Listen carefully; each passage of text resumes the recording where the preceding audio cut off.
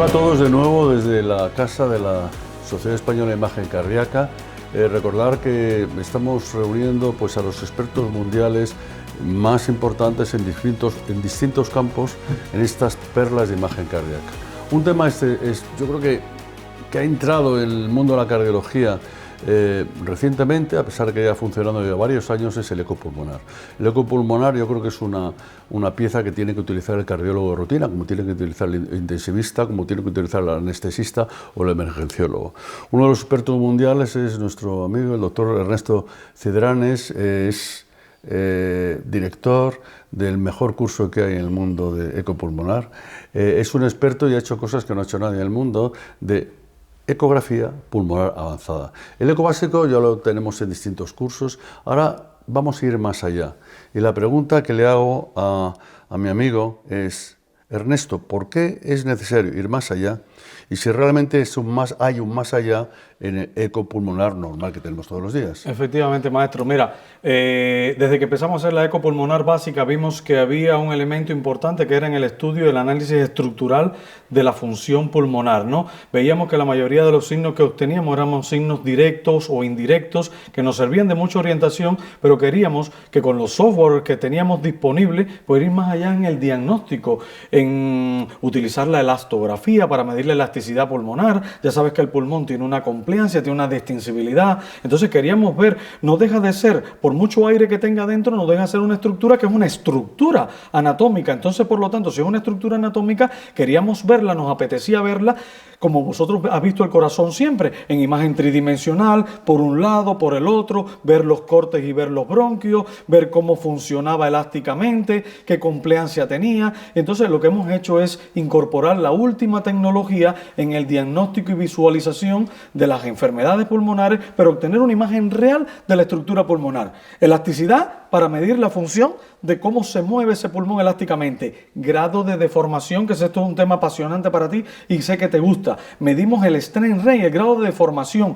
Medimos el Doppler tisular, el microdoppler del pulmón. Y también pues lo medimos todo en tercera dimensión y cuarta dimensión en movimiento. Y eso es lo que invito a pasar ahora a que vamos a explicar este tema. Bueno, tenemos yo le he exigido mucho a Ernesto, va a estar pues casi una hora hablándonos y dándonos una visión que yo creo que es una visión muy, muy novedosa. Probablemente en ningún sitio podéis escuchar una cosa tan avanzada de eco pulmonar, del estado, del futuro, del eco avanzado pulmonar. Muchas gracias, Ernesto. Por favor, maestro, un placer. Queremos hoy presentaros un tema apasionante para todos nosotros los estudiosos de la ecografía avanzada, ya sea ecografía cardíaca, ecografía pleuropulmonar, ecografía pulmonar. Hoy quiero introducirlos con toda la emoción que lleva el tema y con toda la ilusión con la que la hemos realizado en los últimos años a uno de los temas más apasionantes, que es la ecografía pulmonar avanzada o la ecografía pleuropulmonar avanzada, donde vamos a hablar de elastografía, donde vamos a hablar de strain rate, es decir, vamos a hablar de grado de deformación tisular de la membrana pleuropulmonar, vamos a hablar de elastografía, de elasticidad y de grado de deformación de toda la estructura pulmonar y también de cómo se ve toda esa estructura pulmonar en una imagen 3D, 4D, en movimiento y en tiempo real. Algo que ha cambiado el paradigma de la forma de estudio de lo que veníamos haciendo en los últimos años. Recordad que la ecografía pulmonar surge por el padre de la ecografía pulmonar, Daniel Disentin, la inventa, realmente la descubre hace la friolera de 29 años y solo nosotros somos simples seguidores de esta técnica, de esta herramienta que hemos logrado ir introduciendo cada día en nuestra práctica habitual. Para mí es un placer dar paso a mostraros casos clínicos, imágenes, vídeos que os muestren el camino a poder seguir y poder desarrollar en esta herramienta que es lo que representa la ecografía pulmonar avanzada. Obviamente nosotros a nivel universitario, a nivel docente, siempre creemos que la neurociencia, como la neurociencia demuestra que el elemento esencial del aprendizaje es la emoción, pues yo quiero emocionarlos, quiero que tengan curiosidad, quiero que me presten atención para que podáis aprender y tenéis memoria de lo que vamos a hablar en el día de hoy. Fijaos con esta imagen que siempre por regla general hablo cada vez que voy a hablar de cuidado cuidados intensivos o de ecografía en el paciente crítico. Es una imagen en la que yo estoy representando detrás una imagen objetiva, típica de una aspiración de un contenido pleuropulmonar, pero sin embargo todo el mundo se fija en quién, se fija en la chica que está cantando, se fija en la belleza, en la forma de proyectar desde el punto de vista audiovisual de algo que le llama la atención, algo que le genera una emoción mayor que mi imagen científica que está detrás. Y eso es lo que queremos conseguir con el día de hoy con la ecografía pleuropulmonar avanzado. Nosotros en esta cátedra, en este equipo del que somos hablando de todo este tema de la ecografía pulmonar, hay una cosa que tenemos bien clara. Si deseas algo y no existe, solo hay un camino, crearlo, y es lo que hemos hecho en los últimos años, crear un camino, allanar un camino, darle clase a los alumnos de pregrado, de posgrado, nosotros utilizando la ecografía pulmonar como herramienta, diciendo claramente que no ha venido a sustituir a ninguna de las otras tipos de herramientas, sino simplemente es otra herramienta más que nos sirve en el diagnóstico habitual, y cada uno de vosotros le tiene que dar la importancia que merece de acuerdo a su práctica habitual. Obviamente no es lo mismo utilizar una ecografía pulmonar avanzada en una unidad de cuidados intensivos que utilizarla a pie de cama en la sala de emergencias o urgencias médicas o utilizarla en una consulta de un médico de familia, pero a todos nos sirve y nos sirve por igual. Obviamente la tecnología va cambiando, la tecnología es realmente una locura, lo que vamos recibiendo y lo que vamos aplicando en la medicina. En estos momentos ya tenemos modelos de realidad virtual para todas las cosas que se nos ocurran y por lo tanto son sueños que se van cumpliendo con el paso del tiempo. Por eso los sueños hacen que la vida valga la pena, pero los sueños empezaron cuando realmente eran sueños, pero hoy os mostraré la realidad, el concepto de lo que venimos a mostrar, que es la ecografía pulmonar avanzada. A un verdadero monstruo de la medicina, alguien que para mí tiene una categoría de un premio Nobel, se le ocurrió en un momento determinado de su vida, hace 29 años, comparar los resultados que veía en un escáner con los resultados que veía en una ecografía, y de ahí empezar a desarrollar y ver las similitudes que había entre ambos y empezar a desarrollar protocolos de actuación a nivel de cuidados intensivos.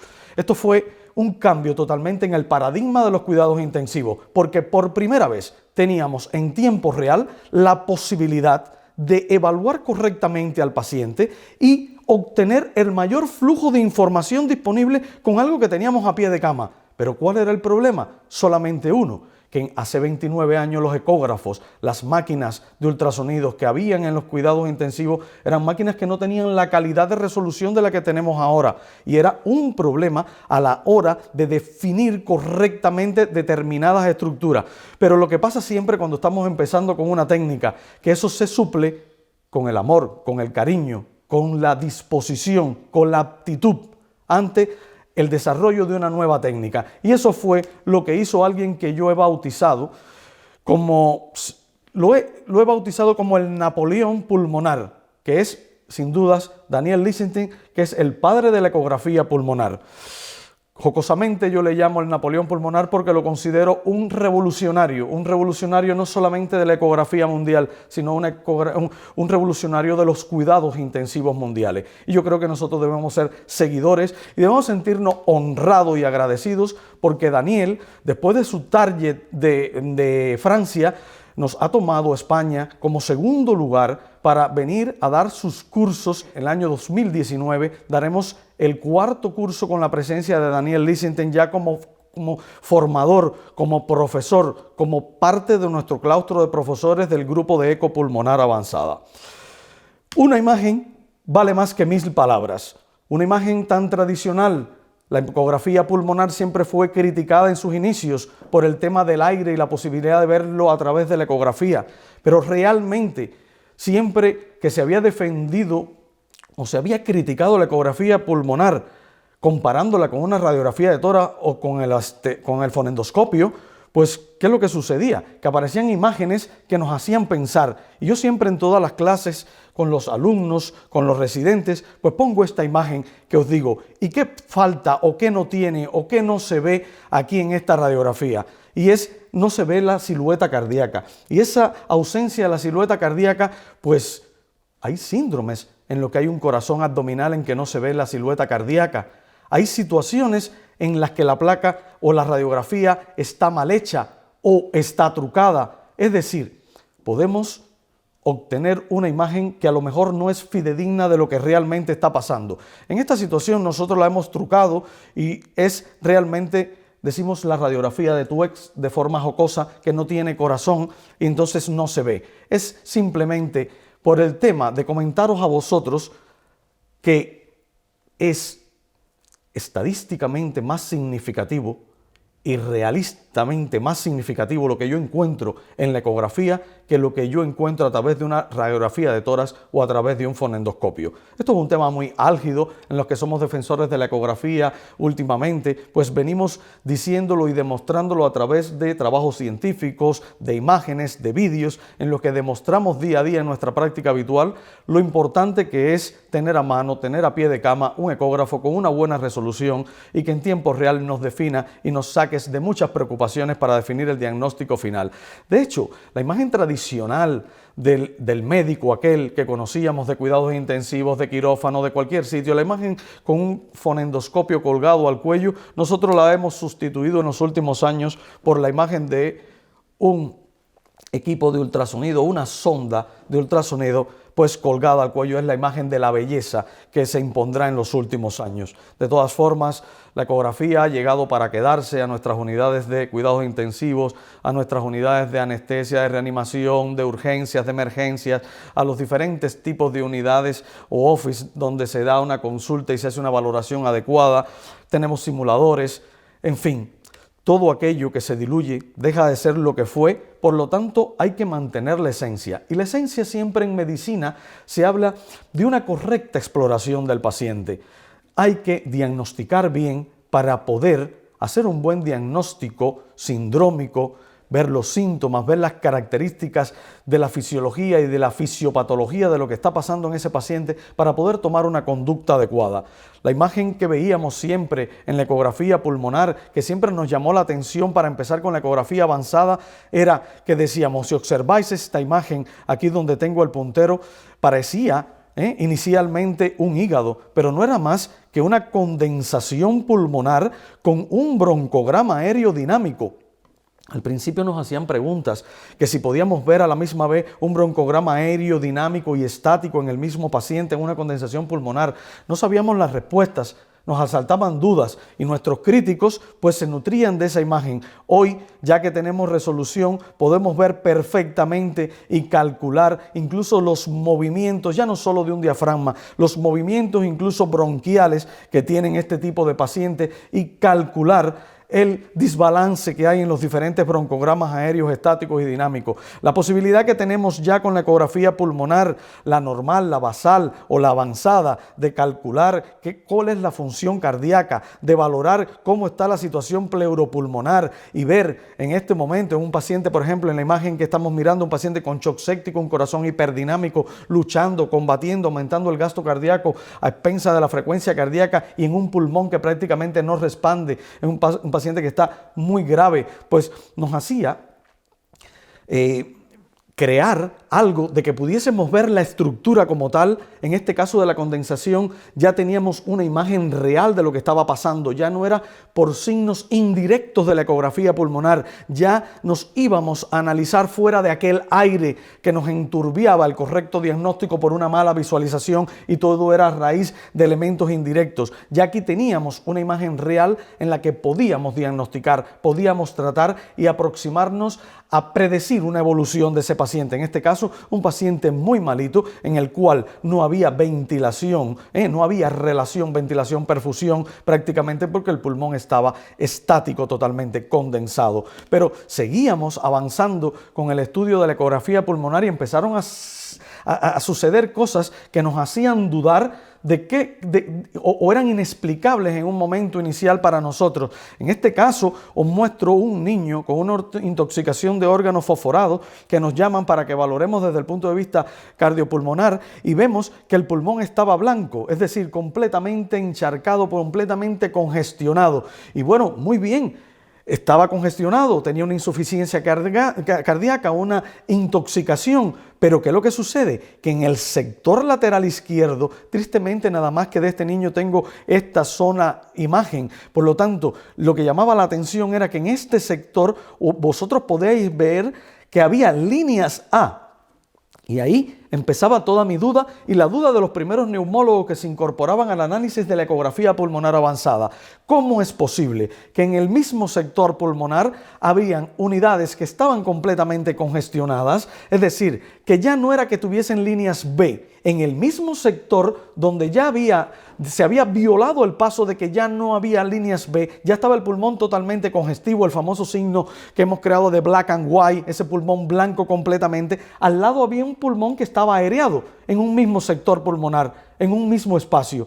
Eran unas situaciones que eran difíciles de entender y fue cuando nos pusimos manos a la obra para definir qué es lo que íbamos a hacer. Teníamos que estudiar el intersticio, teníamos que estudiar las presiones pleuropulmonares, teníamos que ver qué pasaba desde el punto de vista funcional, qué pasaba desde el punto de vista estructural para ver cuál era el resultado final y poder dar una respuesta a esas dudas que teníamos en ese momento. El trabajo más difícil y el más importante es el que uno hace en uno mismo. Por eso uno siempre tiene que escuchar a los que más tienen experiencia, leer, estudiar noches enteras de todo nuestro grupo de trabajo, de nuestro equipo de investigación pleuropulmonar para encontrar soluciones, incluso a veces hasta nuestras mascotas. ¿Para qué? Para desarrollar modelos que fuesen modelos de simulación donde nosotros simularíamos en un primer caso qué es lo que estaba pasando en un pulmón y cómo se debía de ver. Poníamos líquidos, esto es obviamente una paleta ibérica de bellota, nos sirvió inicialmente para poder infiltrar, para poder deshidratar zonas, para poder ver qué es lo que pasaba en todo el tejido muscular, con más líquido, con menos líquido, y poder empezar a valorar lo que necesitábamos. Conocer inicialmente con la ecografía avanzada qué pasaba desde el punto de vista de elasticidad del tejido pleuropulmonar y qué pasaba en esas áreas iniciales o en esas áreas superficiales en toda la parte pleural y subpleural, que en definitiva era la parte más enriquecedora y que más aportaba en la fisiopatología. Un elemento fundamental es que desde siempre los que nos gustan los cuidados intensivos, los que somos anestesiólogos intensivistas o intensivistas puros o cardiólogos intensivistas, emergenciólogos intensivistas, toda aquella persona que trabaja en un cuidado intensivo sabe perfectamente que es absolutamente imposible separar el estudio en un paciente cardíaco, en un paciente pleuropulmonar. Es imposible separar un estudio cardíaco del pulmonar. Por lo tanto, si alguien de nosotros optaba por hacerse experto o por intentar hacerse especialista de un elemento de diagnóstico pleuropulmonar, tenía que saber ecocardioscopia o ecocardiografía. Y así, la imagen de fusión, en el caso de disnea y todo lo demás que vino después, pues unísonamente hacíamos la exploración pleuropulmonar y hacíamos la exploración cardíaca para ver la correspondencia. Obviamente más tarde pues vimos la necesidad que teníamos de que esa exploración tenía que ser llevada a cabo desde el punto de vista abdominal, desde el punto de vista de vascularización, desde el punto de vista para descartar cualquier tipo de elemento de los troncos supraórticos. Toda la parte vascular había que examinarla y efectivamente se nos complicó la historia. Teníamos el ecógrafo en nuestras unidades, pero ahora había que utilizarlo, y el que había que utilizarlo bien. Hablo de la gente que hace medicina seria en el mundo, en cualquier sitio del mundo, independientemente muchas veces de los recursos, se hace medicina seria. Y la medicina seria es tener o poder utilizar lo que tienes de una forma correcta y sacarle el máximo provecho. No hace falta tener la última tecnología para usted ser eficaz en el diagnóstico y tratamiento. Si la tienes, bienvenida sea, pero hay veces que no se ajusta, uno no se adapta o no le saca el máximo partido a todas las cosas que tiene en su poder. Obviamente cuando hablamos ya de ecografía avanzada pulmonar, pues ya desde el 2015, el 2014 realmente empezamos con la ecografía del strain, de la elastografía, del 3D, 4D en la ecografía pulmonar, pero ya veníamos diciendo, cuando íbamos acumulando experiencia, que íbamos a acabar literalmente con la auscultación o con la forma de concebir las diferentes formas de exploración pleurocardiopulmonar. Por una sencilla razón, porque veíamos que obteníamos mejor información.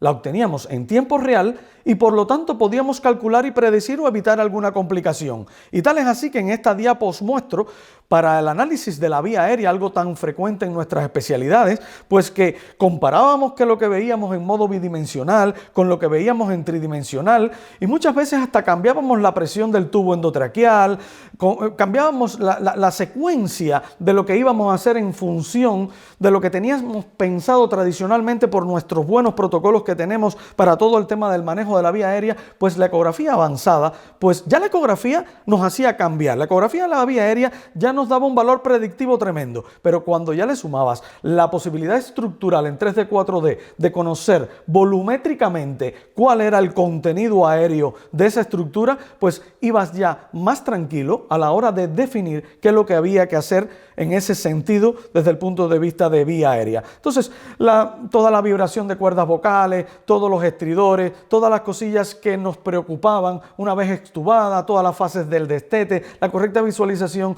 de la parte de la vía aérea, pues nos daba un plus de garantía, de seguridad o de ver qué es lo que estaba pasando más allá de lo que siempre hemos mirado en anestesia y cuidados intensivos a la hora de definir el destete o la extubación de un paciente.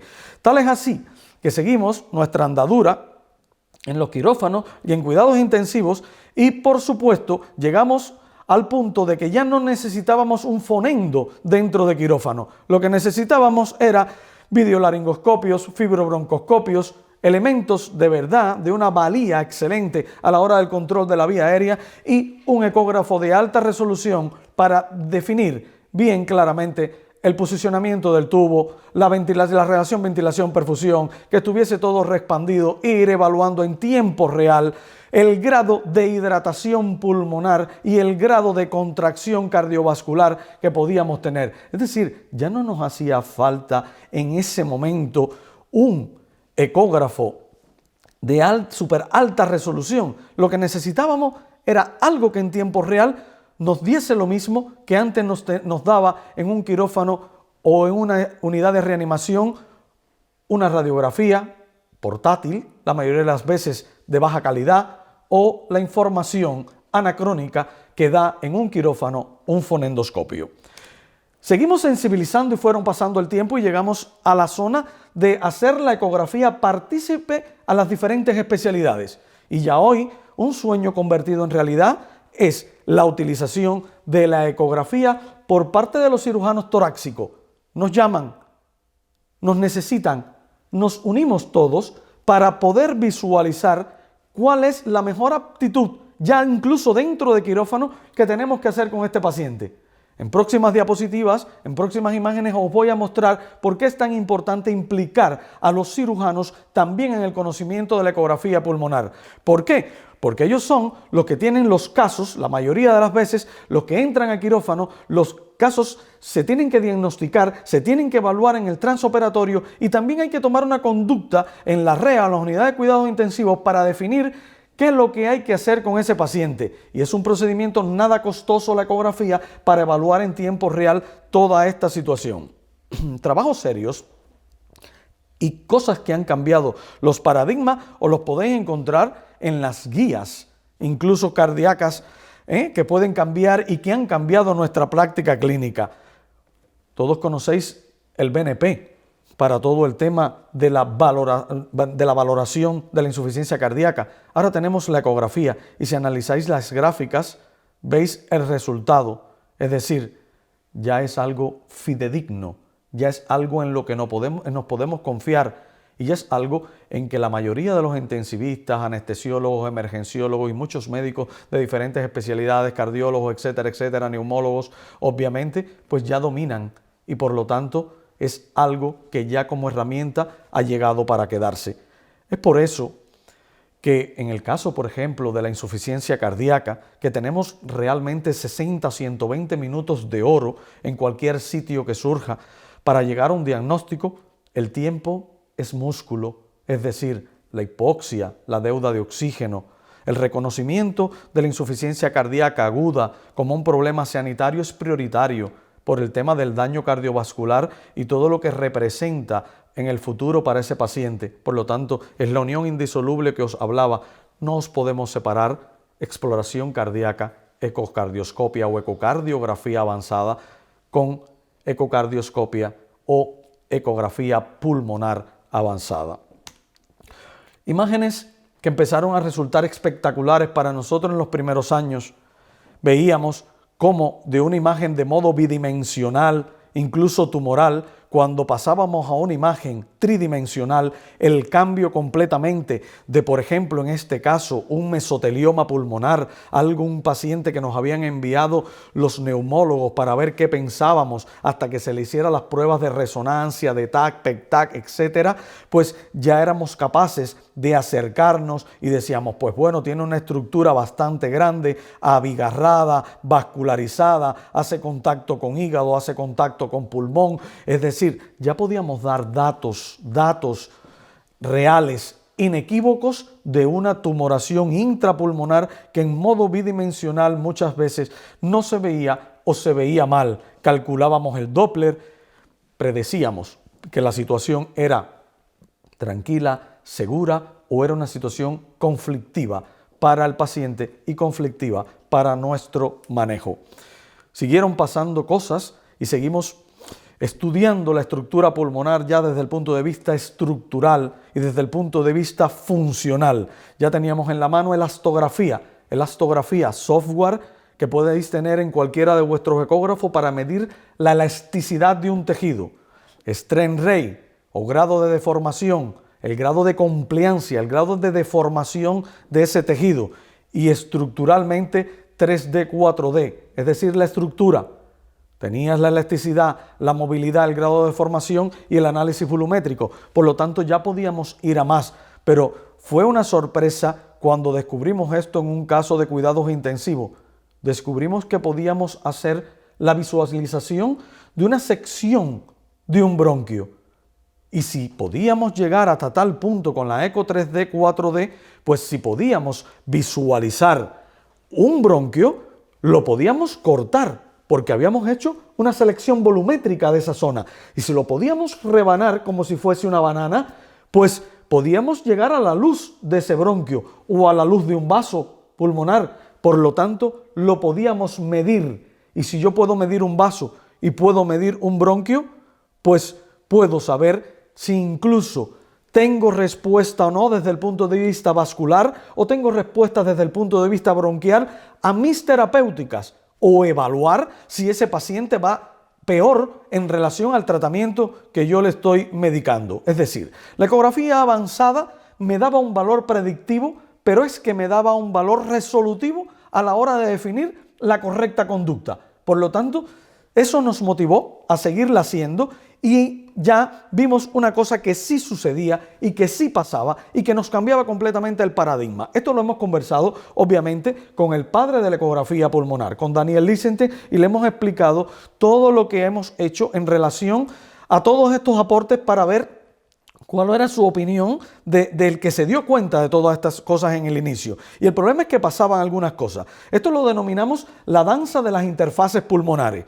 Teníamos el contenido en 3D, 4D, pero empezaban a chocar los haces de ultrasonido con las diferentes interfaces. Pero fijaos que es muy diferente que venga una interfase y pase por dentro de la cámara de la estructura alveolar a que pase por el intersticio. A efectos de elasticidad, a efectos de grado de deformación, cambia totalmente el concepto, tanto diagnóstico como de visibilidad en la ecografía de modo bidimensional. Lo que pasa es que la ecografía bidimensional es tan importante por el descarte y por el magnífico Blue Protocol, que es una de las altas creaciones de la medicina, porque después hemos creado otros protocolos. Le podemos sacar 1000 variantes, pero el Blue Protocol es la clave tanto para la ecografía básica pulmonar como para la ecografía avanzada. Tengamos el software que tengamos. Partimos de esa base que es fundamental. Exploración del paciente clínico, exploración y exploración. Después, la tecnología. Una de las cosillas que por supuesto veíamos ahora un poquillo más ampliada es que imaginaos, si yo vengo con la línea ecográfica y atravieso esta estructura, pues tengo menos interfase y el haz de ultrasonido pasa por una cámara que tiene aire. Pero si lo pasamos por aquí o lo pasamos por aquí, pues empezaría a chocar con más interfaces. Es por eso que diferentes líneas B se veían de una forma diferente y no nos gustaba el concepto, cosa que también hemos comentado, de la línea B como elemento patognomónico de una congestión pulmonar o de un elemento de fibrosis pulmonar o de patología intersticial. Por lo tanto, por lo menos en el caso de la insuficiencia cardíaca, que fue por donde empezamos todo el estudio, más que en el elemento intersticial de la patología pulmonar propiamente dicha, rápidamente teníamos categóricamente tres elementos. Las líneas B o las B-line son artefactos ecográficos, son errores de la ecografía. La veo porque no tengo la resolución que tiene un escáner, que tiene un TAC para poder visualizar la estructura. Por lo tanto, son errores de la ecografía al chocar con determinados tipos de interfaces que me dan reverberaciones, sombras, etcétera, etcétera, etcétera. Por lo tanto, una línea B no puede ser bajo ninguna circunstancia, porque lo hemos visto, porque lo hemos demostrado y estamos en la intención de poderlo demostrar, o lo hemos hecho de paso en todos los cursos, en todos los entrenamientos a nivel hospitalario sin conocer pacientes, como para decir categóricamente que no es patognomónico de insuficiencia cardíaca ni de congestión pulmonar la presencia de líneas B. ¿De acuerdo? ¿Por qué? Porque los principios que nos llevaron, al principio lo que nos llevó a sospechar este tema era que pasaba una situación. Había cambios en la congestión pulmonar, los que tenemos la suerte de poder hidratar al paciente en poco tiempo, por ejemplo, casos de neuroanestesia, casos de cirugía cardíaca, tenemos que utilizar en determinados momentos X cantidad de volumen o reposiciones de volumen en casos de intervenciones quirúrgicas vasculares. ¿Cuál era el límite? Porque nosotros siempre por protocolos hemos calculado la hidratación de un paciente, el consumo metabólico, etcétera. Pero cuando no teníamos la congestión pulmonar, había una mala relación ventilación-perfusión y no sabíamos que en ese momento había una congestión pulmonar que el pulmón ya dibujaba sus líneas B o su brillantez sin esperar a que tuviese líneas B. La ecografía avanzada nos permite ir predictivamente mirando qué es lo que está pasando antes de que sucedan las cosas. Por lo tanto, imaginaos en un paciente durante una anestesia general o una hidratación en alguna de vuestras unidades. Si yo empiezo a infundir 500, 750 mililitros de solución salina o cualquier tipo de solución y empieza el pulmón a encharcarse, a empezar a tener más líquido del que tolera, pues lo primero que pasa desde el punto de vista ecográfico es que se empiezan a perder algunas líneas A. No es que de momento ya salga la línea B. No. Esa historia no va así si hay un contenido intersticial normal. Si partimos ya de que ese paciente con insuficiencia cardíaca viene de que es un paciente también con patología pulmonar, de una fibrosis pulmonar, pues entonces ahí sí se forma un poco la duda de cuál es el predominio inicial o no. Pero cuando tú tienes una insuficiencia cardíaca, cuando tenés un paciente con una insuficiencia cardíaca descompensada, a no ser que el descalabro sea brutal desde el punto de vista de cavidades cardíacas o de un shot que ha entrado en una situación muy rápida, pues si es un tema de hidratación o de aumento de una congestión iatrogénica, que es lo que sucede por regla general cuando nosotros estamos sobrehidratando a un paciente sin tener la ecografía pulmonar, pues hay la pérdida de algunas líneas A. Después aparece un aumento de la brillantez, pero no solamente un aumento de la brillantez en el elemento tridimensional, sino también en el modo bidimensional. Si el pulmón se pone más blanco, aunque tenga líneas A, quiere decir que potencialmente tiene un riesgo de aumentar la congestión. Ya cuando empezábamos a analizar tridimensionalmente, pues nos dimos cuenta que obviamente había una relación directa entre la imagen que estábamos viendo en modo bidimensional, la imagen tridimensional se adelantaba un poquillo a echar un vistazo a esas líneas B, prediciendo el futuro negro que tenía ese paciente en el desarrollo de su congestión pulmonar. Por lo tanto, un valor con una condición tremenda a la hora de evaluar la predicción de la congestión pulmonar. Obviamente, todo valorado por el tema que habíamos estudiado de la caja de resonancia alveolar. Situación igual pasaba al análisis de la fibrosis pulmonar idiopática. Nosotros como anestesiólogos e intensivistas pues teníamos mucha relación con los cirujanos cardíacos, con los cardiólogos y todos, y con los neumólogos, que fueron los primeros, los que nos enseñaron a nosotros a incluso hacer fibrobroncoscopias, todo el tema relacionado con la vía aérea, pues le debíamos, teníamos una deuda con ellos porque siempre, por lo menos a los anestesiólogos, nos han ayudado con todo este tema. Y dijimos, bueno, pues para vosotros también vamos a empezar a analizar cosas desde el punto de vista de ecografía avanzada. Y el problema estaba que en fibrosis pulmonar idiopática, que empezábamos a diagnosticar y a recibir esos casos de los neumólogos, pues mirábamos y comprobábamos que había un engrosamiento del artefacto B-line, aquí donde he puesto la línea en rojo, sin disminución del espacio entre líneas. Es decir, era un signo objetivo del empeoramiento subpleural. ¿Por qué? Porque toda la base de por donde empieza todo el proceso de retracción y de enfermedad pleuropulmonar, la mayoría de las veces, y me pudiese arriesgar a decir que en un 90% de los casos, y cuidado no sea más, todo empieza a nivel subpleural, que es donde los bronquios están más pequeñitos, donde los vasos sanguíneos están más pequeñitos. Por lo tanto, si hay un infarto, si hay un edema, si hay un trauma, si hay una contusión, si hay algo de condensación, si hay una efusión, si hay cualquier cosa de lo que se ha hablado anteriormente en los anteriores módulos, pues ¿qué es lo que sucede? Que va a aparecer por regla general a nivel del espacio pleural o subpleural alguna información directa o indirecta del tema. Por lo tanto, éramos capaces de entrar ya y calcular ese tipo de engrosamientos a nivel pleural y ver a vista de pájaro si esas B-line coincidían con realmente desestructuraciones en 3D, 4D. La sorpresa fue mayúscula, porque efectivamente ya no era una imagen solamente bidimensional indirecta. Recordar que acabo de decir que no me gustan las B-line como elementos de diagnóstico patognomónico para insuficiencia cardíaca, incluso para elementos de algunas patologías de intersticio. Pero ¿qué es lo que sucede? Que de todas formas nos tenemos que nutrir de algún signo.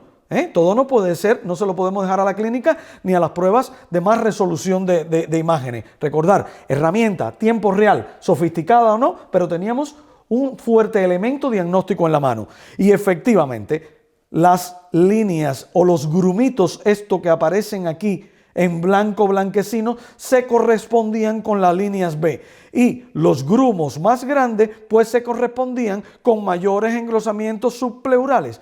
Por lo tanto, había mayor amplitud de los artefactos B-line en profundidad y eran signos que representaban una menor elasticidad pulmonar y una peor relación ventilación-perfusión. ¿Lo teníamos todo? Teníamos la imagen, teníamos el agravamiento del paciente, teníamos la gasometría, teníamos la espirometría, teníamos el ABC que nos patentaba de que teníamos que seguir estudiando el 3D, 4D, el cambio de elasticidad y el cambio de degrado de formación a nivel de la estructura pulmonar en el área retráctil, en el área cicatrizal, en el área de condensación subpleural. Si se pone dura porque se condensa, pierde elasticidad. Dos formas de perder elasticidad a un tejido. Si el tejido está normal y tiene un tono, tiene una elasticidad, para perder elasticidad tienen que pasar dos cosas. O se pone más blando y se inflama, o se pone más duro y se retrae. O tiene la doble combinación y en función después del tratamiento, pues predominará una o predominará otra. En resumen, existe insuficiencia cardíaca congestiva y disnea en ausencia de B-lines o líneas B. Las líneas B o B-line aparecen en modo tridimensional antes que en modo B. El grado de deformación predice la congestión pulmonar y las alteraciones intersticiales. Cierto, con ya una experiencia desde el 2014 hasta ahora de más de 307 pacientes. Por lo tanto, estamos seguros de esto. Pero ¿qué es lo que sucede? Que hay que tener la tecnología. Las líneas B son líneas A.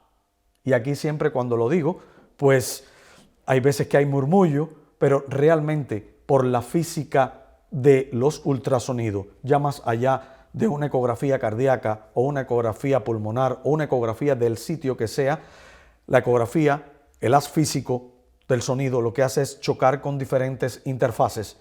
Cuando las interfaces están más juntitas, cuando las interfaces no da tiempo a crear un espacio entre uno y otro, pues se producen imágenes como estas reverberaciones que son las líneas B, pero no existen esas líneas verticales en la realidad. Lo que existen son un grupo muy pegadito de líneas A que dan esa imagen. Pero normalmente todos las llamamos y todos las debemos seguir llamando líneas B para que tener una imagen, para tener una información que llegue a todo el mundo sobre que diferencie en este momento importante y que todavía que se sigue, la herramienta de la ecografía pulmonar sigue yendo por los caminos que queremos, de que cada día se utilice más. En estos momentos tenemos que seguir y debemos seguir dividiendo y diferenciando la línea A de la línea B. Ahora, desde el punto de vista físico, desde el punto de vista científico, no tiene una cosa que ver con la otra. Las líneas B no son patognomónicas del edema pulmonar y por regla general, ya esto sí lo sabíamos, pero lo corroboramos con ecografía avanzada, en el edema pulmonar no hay consolidación subpleural, se respeta el deslizamiento pleural y no hay signo del pellizcamiento.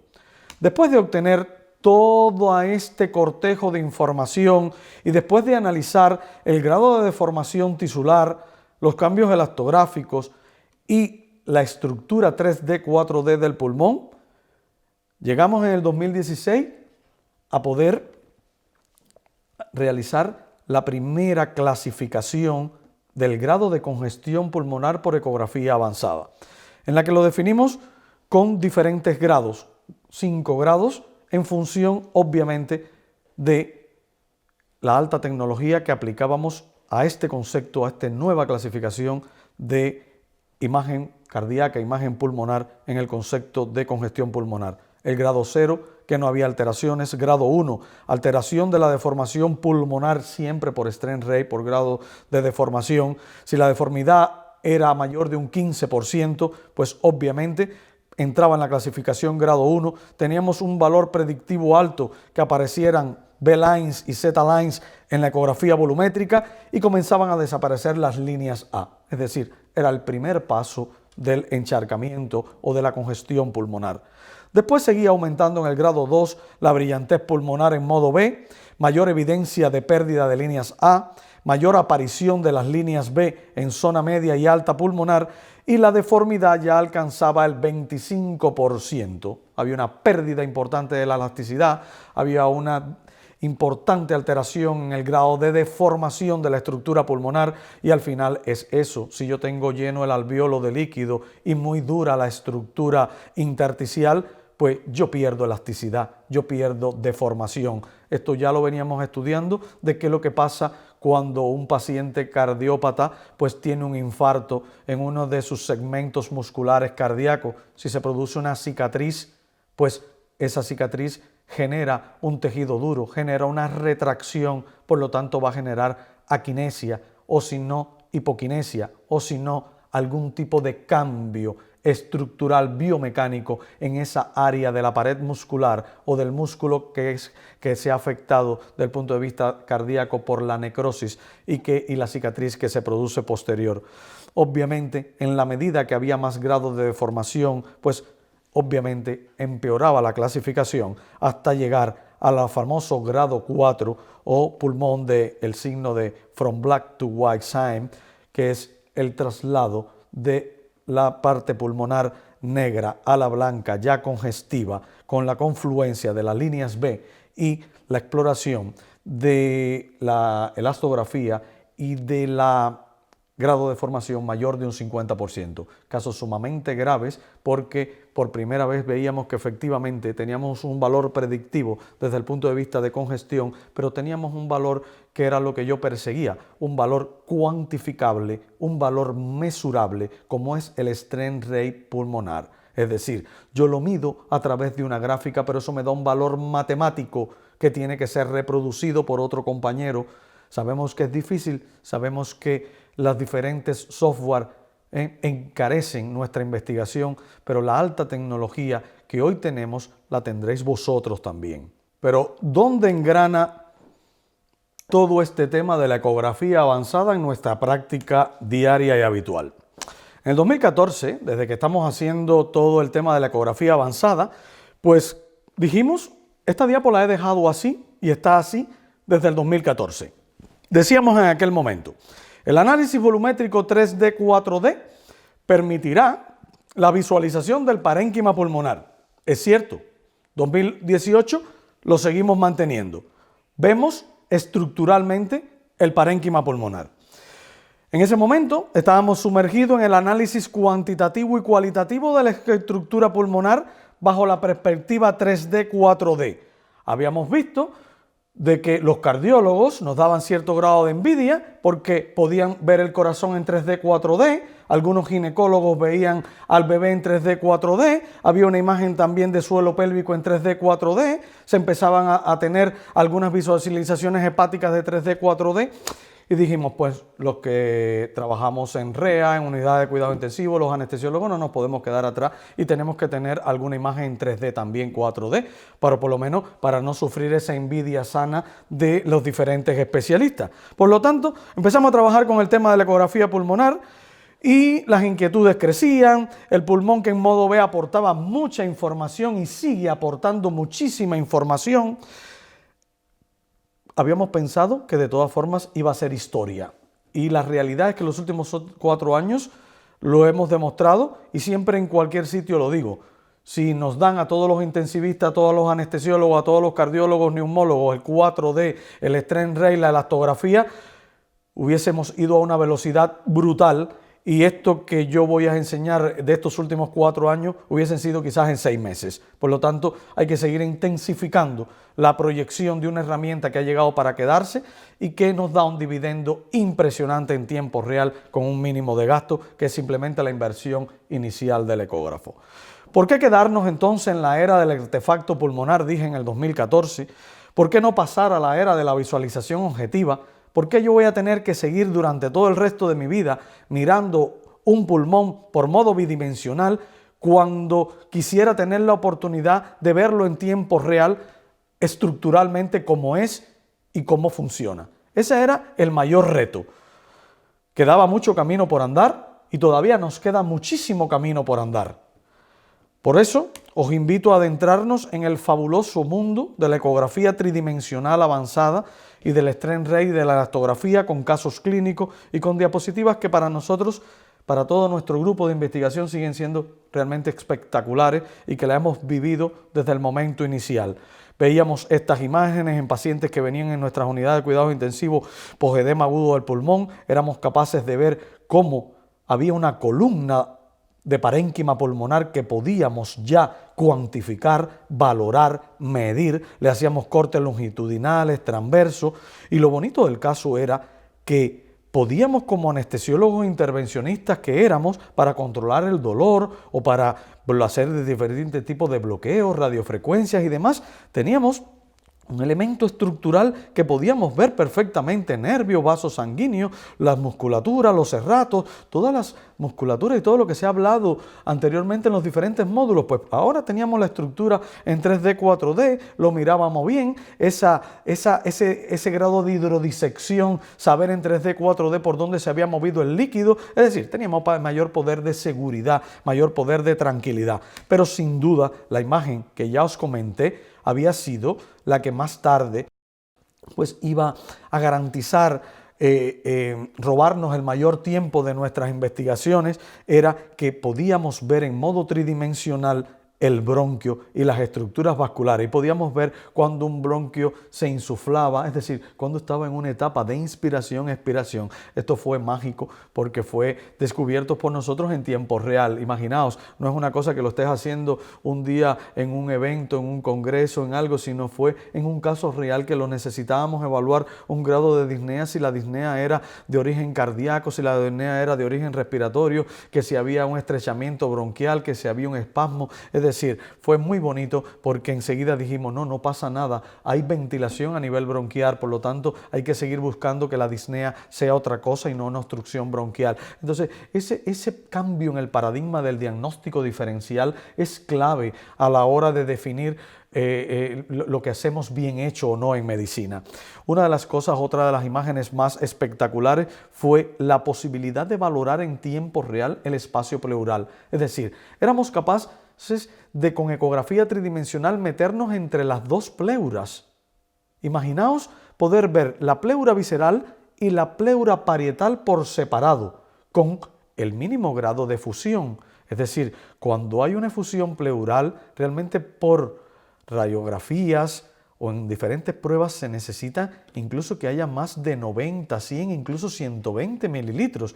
En el mejor de los casos tiene que haber más de 70 mililitros para que borre un seno o para que de verdad uno sospeche de que se está instalando una efusión. Pero con la ecografía somos capaces de ver efusión de más de 20 mililitros. Es decir, si hay más de 20 mililitros en el espacio pleural, 20 mililitros, para que tengáis idea, es como poner una jeringa de 20 en el espacio pleural. Si hay 20, somos capaces de cuantificarlo. Es decir, hablo por ecografía avanzada tridimensional. Y el hecho de poder ver esa pleura, pues ya no era verla para ver si estaba ocupada por aire, por líquido o por algo, sino para ver el grado de engrosamiento de esa pleura. Recordar si perdía elasticidad la pleura, si estaba engrosada, si es una pleuritis aguda, pues ¿qué es lo que sucede? Que esa pleura la podíamos medir el grado de engrosamiento, todo lo contrario, una infiltración tumoral o algún paciente de que ya había tenido una pleuritis en cuidados intensivos y que uno diga, pues le estoy poniendo buen tratamiento, antibiótico, etcétera, etcétera, buena relación, ventilación, perfusión, y ya es el momento de destetarlo o de cambiarlo a otra unidad que no necesite esos cuidados intensivos. Recordar todas las cosas que nos favorece con la ecografía pleuropulmonar y más cuando tenemos la ecografía pulmonar avanzada. Uno de los elementos fundamentales es, todos necesitamos la exploración vascular, tronco supraórtico, la cava, la aorta, las extremidades, para conocer si algún paciente tiene riesgo de tromboembolismo pulmonar o está teniendo un tromboembolismo venoso. Esas son cosas que hacemos en la práctica habitual.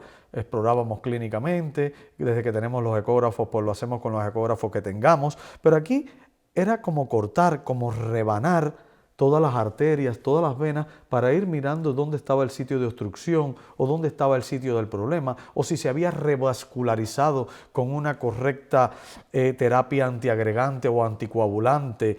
En fin, era algo que cambiaba completamente ese paradigma. Llegaron casos muy interesantes donde ya éramos capaces de diagnosticar y definir las sospechas de tromboembolismo pulmonar y valorar las permeabilidades, ¿de acuerdo? Para ver realmente lo que estaba hablando. Si en definitiva esto podía ser llegar a buen puerto toda esa estructura como realmente lo fue. Y llegaron pues casos espectaculares literalmente, como es el caso de la sospecha a nivel de un tromboembolismo pulmonar, que es lo que estaba pasando a nivel del hilio pulmonar. Esta lo dejo allí porque es la imagen más bonita y fue la primera imagen porque no sospechábamos que fuésemos capaces con una ecografía pulmonar avanzada, con una ecografía en 3D, 4D, de valorar correctamente las estructuras vasculares profundas pulmonares. Y nos llevamos una grata sorpresa y pudimos diagnosticar, evaluar y diferenciar por qué el paciente tenía disnea. Este paciente fue una sospecha de tromboembolismo pulmonar en que llegamos categóricamente y dijimos que no había ningún tromboembolismo pulmonar, estaban libres las secciones vasculares y por lo tanto el paciente, la disnea al final terminó siendo un asma bronquial. Uno de los elementos fundamentales a la hora de analizar las consolidaciones pulmonares fueron nuevos signos de la ecografía pulmonar en 3D, 4D. Si había neumonía o si había condensación pulmonar, pues observábamos que un signo del moteado. Comparad estas dos imágenes. La imagen de la izquierda, esta imagen, pues es un corte transversal donde se ve el parénquima ya recuperado o un parénquima que no tiene ningún tema de condensación. Pero cuando ves la imagen estructural, pues ves algo que cambia completamente la textura. Es decir, hay un bloque neumónico irregular que da esa imagen anfractuosa y de moteado, y es el signo de moteado 3D, 4D de la congestión pulmonar. Se ha hablado mucho en los módulos anteriores del tema del diafragma, pues el diafragma obviamente también se puede medir la variabilidad, se puede medir el grado de deformación, el grado de elasticidad, y obviamente nos permite también entrar a través de hígado y diafragma para poder valorar qué es lo que pasa en las ventanas pulmonares. Recordar que no todos los pacientes es fácil por la patología o a lo mejor por una estructura que están operando los cirujanos en ese momento y nos es un poco complicado acceder al tórax, pues podemos también explorar qué es lo que está pasando en el pulmón. En este caso os muestro un caso de insuficiencia cardíaca congestiva, cómo llega el paciente. Puede ser al revés totalmente. En este caso van apareciendo las líneas B antes de que aparezcan en el modo bidimensional. Siguen apareciendo más líneas B en el modo tridimensional antes de que sigan apareciendo algo en el modo bidimensional. Y de momento, la hecatombe. Pulmón blanco completamente congestivo y lleno de líneas B. Es decir, no pasamos de una condición estable de que fuesen apareciendo líneas B y líneas B se sumaran hasta llegar al estado de máxima congestión.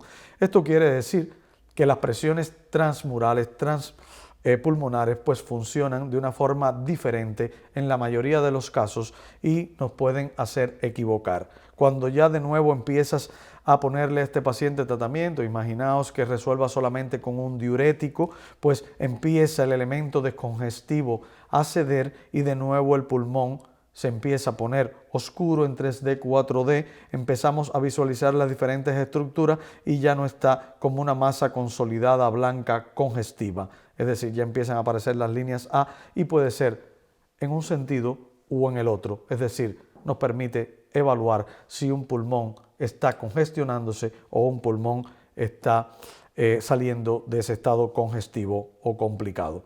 Obviamente tenemos algunos manuales que no es el motivo del tema, pero tenemos algunos manuales que hemos realizado donde hemos ya publicado todo este tema de estudio y cosas que estamos realizando desde el punto de vista del 3D, 4D. Importante siempre en todas las valoraciones, os lo digo siempre, análisis estructural, análisis funcional, análisis respiratorio. La espirometría siempre juega un papel fundamental en nuestros pacientes para analizar los diferentes grados de compromiso pleuropulmonar y cardíaco. Obviamente en el 2015 ya teníamos alguna experiencia con el Strain Ray, pero ya del 2015 lo utilizamos de una forma bastante seguida en todos nuestros pacientes.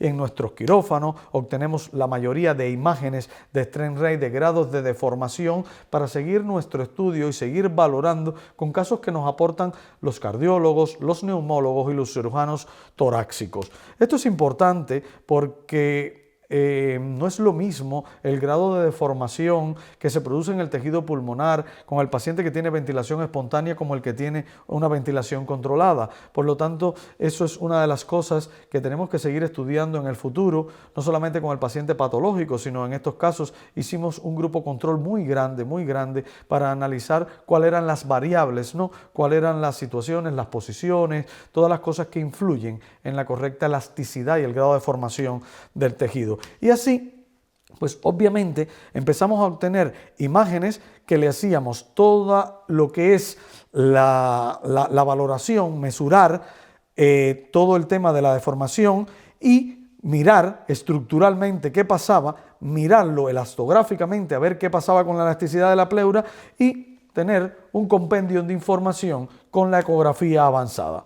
Nos llevó a hacer determinados tipos de publicaciones a nivel de revistas que le interesaban estos casos ya en el 2015 y bueno, tenemos preparadas algunas otras publicaciones. Primero la secuencia de pacientes en el 2015 con Strength Rate que era de 33 pacientes, después en el 2017 ya dimos un salto a 254 pacientes y ya en el 2018 tenemos hasta hace un mes o un par de meses pues tenemos 307 pacientes. Esta imagen la mostraba, ya la habéis visto, que era la correcta interpretación de los músculos intercostales, el interno, el externo y toda la sombra costal de cómo se ve en 3D, 4D para todos los que nos gusta hacer intervencionismo a este nivel. Pero fijaos esta imagen de vídeo donde somos capaces con 3D, 4D de ese cajoncito volumétrico que estamos explorando, pues irlo cortando en diferentes secciones para ver el grado de variabilidad estructural que nos permita conocer realmente qué es lo que está pasando en tejido.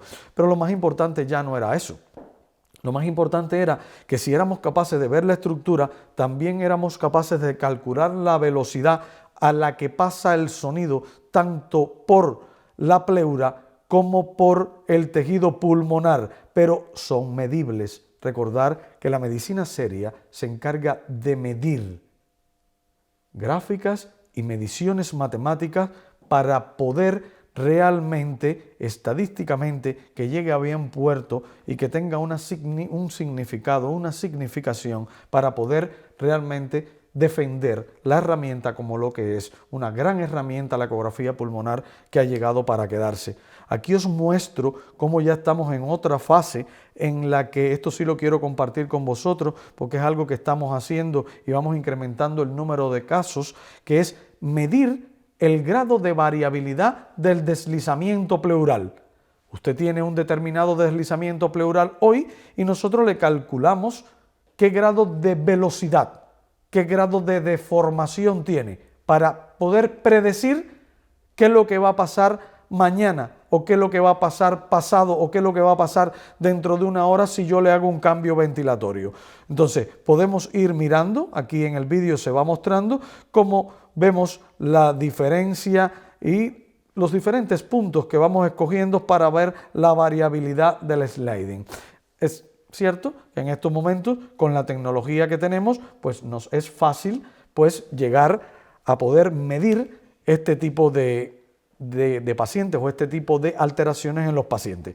Un caso muy bonito es un caso que tuvimos la oportunidad, primero, antes de que se le pudieran hacer pruebas de imágenes como escáner, TAC, etcétera, de emitir un juicio diagnóstico basado en esta radiografía. Los neumólogos de uno de nuestros hospitales nos pasó esta imagen y que teníamos un paciente con esta característica. Si vemos a este paciente, pues bueno, vemos que hay un borramiento completamente del seno y pueden existir dudas sobre cuál sería la causa. Pero cuando hacemos la ecografía, ya vemos que el pulmón está colapsado, que hay una efusión, que hay un Doppler positivo en el seno profundo de esa estructura, demasiado grande ese Doppler para la estructura pulmonar que no tenía que estar allí, y vemos que hay un broncograma estático fluido y el foco que no se veía muy bien por la radiografía de este velamiento a nivel del otro pulmón, pues lo diagnosticamos por ecografía que era una metástasis, un foco metastásico con lisis costal. Es decir, cuando tenemos la ecografía pulmonar como herramienta y le sumamos la ecografía avanzada pulmonar, pues somos más fidedignos en el diagnóstico. Por lo tanto, es un aspecto a tener en cuenta y es un caso clínico muy hermoso. Un caso clínico también hermoso que con 3D, 4D éramos capaces de ver, de diagnosticar, de valorar, de cuantificar el tamaño de una bulla, del tamaño de una bula enfisematosa. Por lo tanto, teníamos de forma indirecta los signos el doble signo de la estratosfera y arena de playa, un caso muy bonito en el que se ven los dos signos en la misma imagen, y desde el punto de vista de escáner lo veis aquí a la derecha, pero desde el punto de vista de 3D, 4D éramos capaces de medir. Uno de los elementos fundamentales era que efectivamente yo siempre os emplazo a ver las cosas, a hacerlas, porque es el único camino para entenderlas. Imágenes como estas, en modo bidimensional, que son tan enriquecedoras desde el punto de vista diagnóstico, en las que nos dicen completamente qué es lo que está pasando. Ahora pasamos en estos momentos a la imagen tridimensional, en el que calculamos incluso qué es lo que está pasando en las paredes del pulmón, qué es la que estamos pasando en el diafragma, y ya somos tan objetivos que nos apresuramos a decir que somos más realistas con la ecografía pulmonar avanzada en el cálculo real del contenido de una efusión que los propios diagnósticos por imágenes que superan a la ecografía en elementos fidedignos, como es el escáner y el TAC. Es decir, la equivocación por ecografía tridimensional avanzado en cuanto al contenido de una efusión, realmente nos estamos equivocando en unos 20-30 mililitros, que realmente es muy poco y sigue siendo sorprendente para los cirujanos torácicos que nos acompañan en el día a día y con los que trabajamos. Imágenes, obviamente, los que somos fan de las imágenes, ya no solamente la ecografía, por eso insisto en que ninguna herramienta es mejor que otra.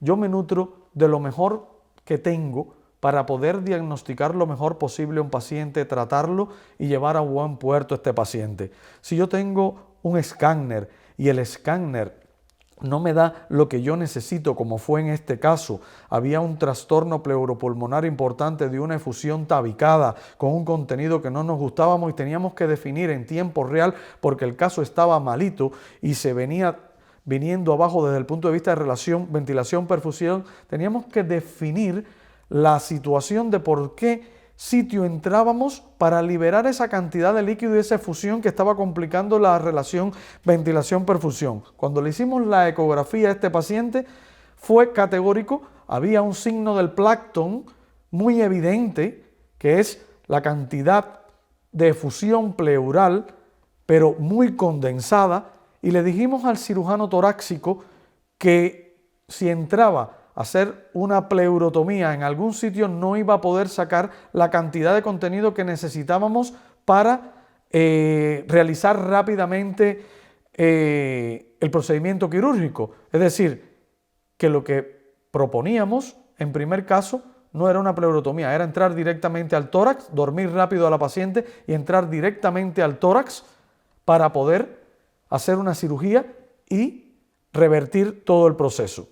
Y realmente fue lo que se hizo por primera vez en nuestra historia, pues se abrió completamente el tórax, siempre pusimos un pincho para evacuar la mayor cantidad, pero no salía prácticamente nada. Tomamos las medidas necesarias, ventilación unipulmonar, etcétera, etcétera, y fijaos el contenido que había. Desde el punto de vista macroscópico, estaba totalmente atrapado el pulmón. Esto es un pulmón colapsado completamente por el contenido, y este fue el material que se saca de ese contenido, y fijaos que los trozos que íbamos sacando literalmente, es decir, fijaos cómo desde el punto de vista intervencionista, la ecografía no solamente ayudó, sino que instruyó que era mejor en ese momento, en ese paciente, por primera vez decirle, hablo de cirujanos torácicos de experiencia, hablo de cirujanos torácicos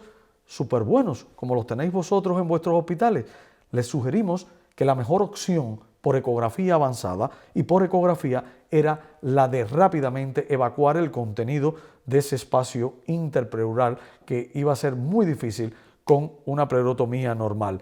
Aquí ya vemos cómo después de la situación emergente y rápida está controlada y empieza a reexpandir el pulmón. Estimados colegas, la ecografía pulmonar avanzada sin duda ha llegado para quedarse. Otra cosa es lo difícil o no que tengamos nosotros para tenerla en nuestros hospitales, nuestras clínicas y nuestros sitios.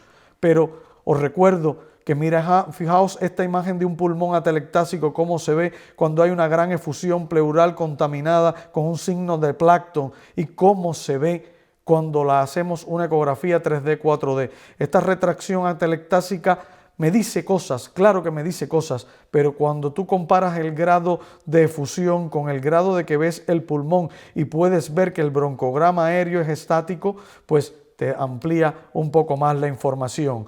Al signo famoso de la medusa, pues obviamente le vamos haciendo diferentes cortes a esa función, a esa medusa telectasiada, para ver si esa medusa está recibiendo sangre y si está recibiendo aire. Por lo tanto, podemos valorar el grado de resolución que vamos a tener una vez evacuada la efusión.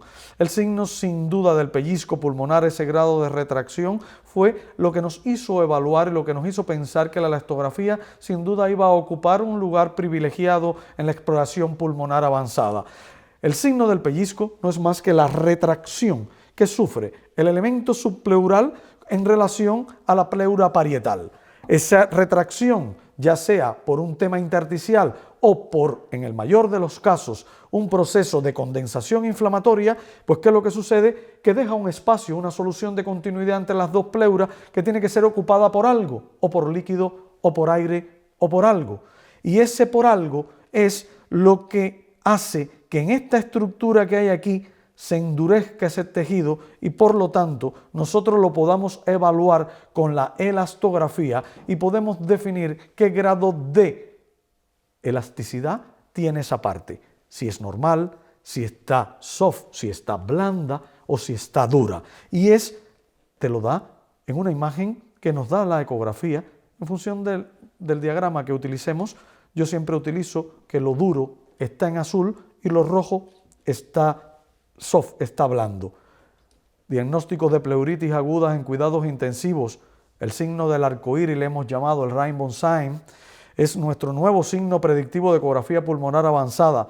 Vemos un paciente con un engrosamiento. Cuando lo pasamos a la elastografía vemos que el comportamiento elástico, hay una zona dura por debajo pero una zona blanda, y vemos el espacio pleural 3D, es decir, imagen de ecografía normal en Bodom B, que ya tienes la información. La hemografía tridimensional avanzada y la elasto lo que te dan es ese grado de comprobación y ese plus de efectividad en el diagnóstico. Y a vista de pájaro, un engrosamiento pleural, despreciando, quitando la pleura parietal y quedándonos simplemente a observar qué es lo que pasa en este tejido. Se veía una clara línea B por aquí y cuando hemos llegado a la parte de vista de pájaro pleural por 3D, 4D, comprobamos perfectamente que hay una historia grumosa y más líneas B de las que veíamos. Otras imágenes de elastografía en diferentes concepciones, pero fijaos en esta, en la que hay un engrosamiento y se ve el engrosamiento que tiene también una debilidad, una pequeña efusión. ¿Cuándo es una efusión? ¿Cuándo hay una variabilidad de la elasticidad? Pues esto lo estudiamos en su momento y realizamos y creamos una imagen que es la del Rainbow Protocol, que es un protocolo dirigido fundamentalmente a intensivistas y a neumólogos para que valoren qué es lo que está pasando o qué es lo que puede suceder cuando tienen un engrosamiento pleural. Tres cosas: o es líquido, o es un engrosamiento per se, o son nódulos pleurales. El protocolo os lo podemos y lo vamos a compartir con vosotros naturalmente, como es lo que estamos haciendo ahora mismo y lo que estáis viendo en pantalla, y tiene una serie de diagramas que deben ser estudiados y diferentes tipos de combinaciones, utilizando siempre la elastografía y el Doppler. La imagen elastográfica es una imagen fidedigna, es una imagen que mide en cada punto el grado de elasticidad, es una imagen que tiene un valor cuantificable, por tanto, es un valor real, es un valor científico y es lo que utilizamos junto con el strain rate de la pleura. Una de las imágenes que estamos utilizando ahora mismo es la imagen de fusión. Hace 2 años, casi 3, comenzamos con la imagen de fusión. En un mismo ecógrafo tenemos la ventaja de fusionar lo mejor de la resonancia con lo mejor de la ecografía. Es decir, nosotros necesitamos llegar a un diagnóstico, necesitamos evaluar todo lo del paciente, por lo tanto necesitamos que esa imagen haga un overlay, que se fusione una con otra para poder tener la mayor visualización de qué es lo que está pasando. Fijaos, esta es la parte hepática, pues lo mismo sucede con la parte pulmonar. Imaginaos, ahora viene la parte del overlay, para que podáis ver la imagen de fusión, cómo funciona, y aquí la tenéis, mezclada ya, fusionada, la imagen de elastografía, o en este caso Doppler, con la imagen de resonancia. Así lo vemos en tiempo real, no solamente para la ecografía pulmonar, para temas intervencionistas. El futuro ha llegado para quedarse, tecnología, pero cerebro también, ¿de acuerdo?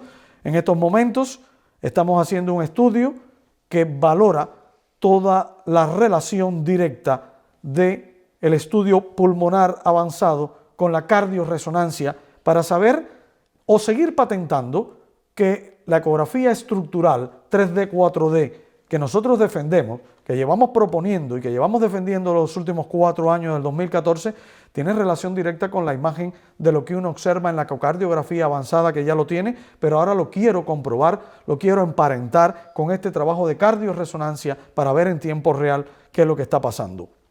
La ecografía pulmonar nos sirve para diagnosticar, nos sirve para predecir, nos sirve para mirar qué es lo que está pasando en tiempo real, pero también ya los anestesiólogos que también hacemos unidad del dolor y que tratamos el dolor, pues nos sirve para hacer radiofrecuencia para el tratamiento del dolor pleurítico con visualización del tiempo real en el espacio pleural. Y también lo vamos a empezar a hacer en el espacio ya pulmonar, lo que es en la estructura pulmonar, bien guiada y con toda la seguridad para esas áreas que han quedado fibróticas pulmonares, que son dolorosas por roce pleural, pues irlas tratando. Es una de las cosas que hacemos, ya esta radiofrecuencia sí la hacemos habitualmente y vemos cómo por 3D, 4D somos capaces en tiempo real y sin mucha parafernaria, entra la aguja al espacio pleural, lo tenemos controlado y damos corriente, modificación en el sitio donde se está produciendo el dolor pleurítico que ocasiona ese problema al paciente. Somos capaces, con un nuevo software que tenemos de microdoppler, de valorar la recuperación en el área tratada con la radiofrecuencia, ya sea ablativa o no ablativa, según sea el caso, de cómo está funcionando la vascularización una vez tratada. Son cosas que estamos realizando, cosas que obtenemos, obviamente, de todo lo aprendido en los últimos años con la ecografía avanzada pulmonar, pues obviamente lo pasamos también a otras áreas. Una de las cosas que hacemos también ecoguiado es la ecografía intravenosa, que nos sirve también para controlar la radiofrecuencia intravenosa, que nos sirve también para el dolor pleurítico pulmonar.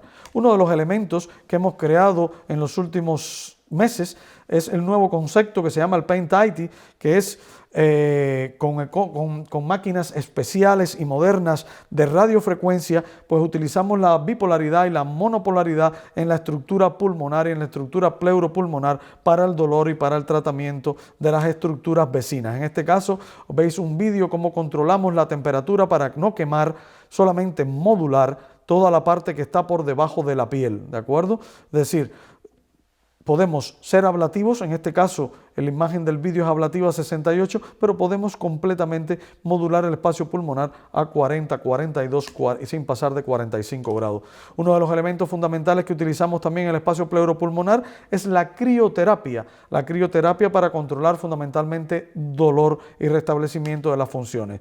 Y una de las cosas que estamos haciendo desde hace 2 años, sin duda, es la utilización de las stem cells, las células madre, el plasma rico en plaqueta en el espacio pleural para el tratamiento de las pleuritis. ¿Y cómo lo hacemos? Obteniendo, por lo menos en este caso, bone marrow obtenido a través de un pequeño agujero a nivel de la tibia, de la cresta ilíaca con el esternón, según la habilidad del anestesiólogo. En este caso lo hacemos nosotros y yo prefiero cresta ilíaca o tibia para la extracción de bone marrow, y ese bone marrow es procesado para obtener una muestra que sea lo suficientemente fidedigna, buena para el tratamiento de esos dolores pleurales, restablecer la función y mejorar la lubricación, creando mayor elasticidad, colágeno y actividad fibroblástica entre las dos estructuras pleurales. Es decir, este es nuestro presente, lo estamos haciendo. Para muchos de vosotros estoy totalmente seguro que será vuestro futuro, y os espero haciendo este tipo de tratamientos. ¿Por qué? Porque tenemos la posibilidad después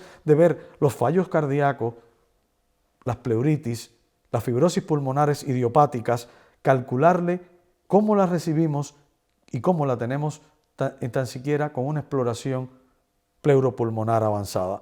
Aquí os muestro esta imagen, que es el grado superlativo de la elastografía cuantitativa y cualitativa a nivel gráfico y a nivel de valores en kilopascal en un estudio del grado de deformación de la congestión en un paciente con insuficiencia cardíaca.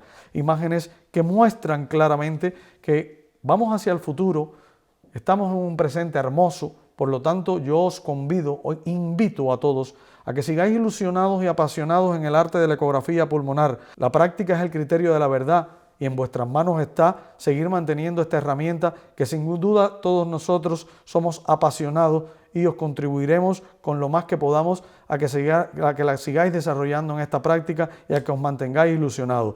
En nombre de nuestro equipo de trabajo, de nuestro equipo de investigación, de nuestro equipo docente internacional de ecografía pulmonar y en nombre del padre de la ecografía pulmonar, Daniel, os invito, el 2019 en Málaga vamos a hacer, ya sabéis que la ecografía pulmonar es algo que tiene muchos signos que tienen que ver con el mar, con la playa, y queremos reunir a los mejores especialistas del mundo en nuestro país, en España, para hacer un aquelarre, para ver todo lo que le podamos sacar. Y sin duda mi mayor reto es reunirlos a todos, quizás muchos de ustedes estarán, así que reserváis que os esperamos. Pero el futuro realmente no somos nosotros, ya nosotros lo estamos haciendo, vosotros estaréis motivados para seguir realizando la ecografía pulmonar. El futuro serán estos niños que ya estamos condicionándolos, labrándoles, cambiándoles la plasticidad cerebral para que aprendan a hacer la ecografía. Muchísimas gracias.